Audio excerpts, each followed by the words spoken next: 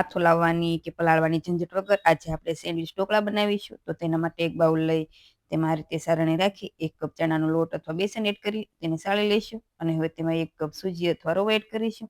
સાથે સ્વાદ પ્રમાણે નમક, અડધી સ્પૂન શુગર અને 1 કપ ખાટું દહીં અને સાથે અડધો કપ પાણી એડ કરી આ રીતે મિક્સ કરી ઘટ એવું બેટર બનાવી અડધા કલાક માટે રેસ્ટ આપીશું.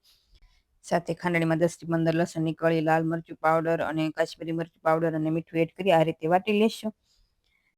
તો હવે બેટરને પણ અડધા કલાક જેવું થઈ ગયું છે. તો હવે તેમાં આપણે અડધી સ્પૂન હળદર પાવડર, અડધા લીંબુનો રસ અને 1 સ્પૂન જેવું તેલ એડ કરી સારી રીતે મિક્સ કરીશું.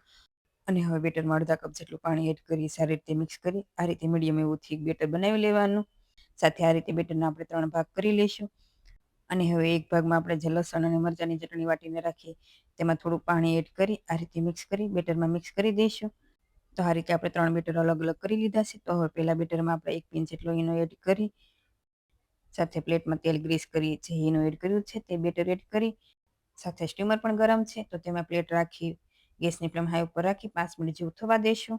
એટલે ઢોકળાનું પહેલું લેયર છે એ થોડું સેટ થઈ જશે. સાથે આપણે બીજા લેયરમાં 1 પિંચ જેટલો ઈનો એડ કરી સારી રીતે મિક્સ કરી તેના ઉપર આ ફેલાવી દઈશું અને ફરી ગેસની ફ્લેમ હાઈ જ રાખવાની અને 7 મિનિટ જેવું થવા દેશું.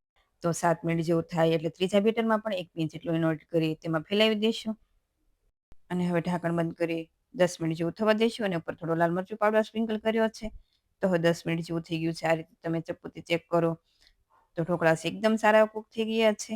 અને હવે થોડા એવા ઠંડા થાય એટલે તેના પર થોડું તેલ લગાવીએ આ રીતે આપણે તેના ટુકડા કરી લેશું અને સાથે તેનો વઘાર પણ કરી લઈએ.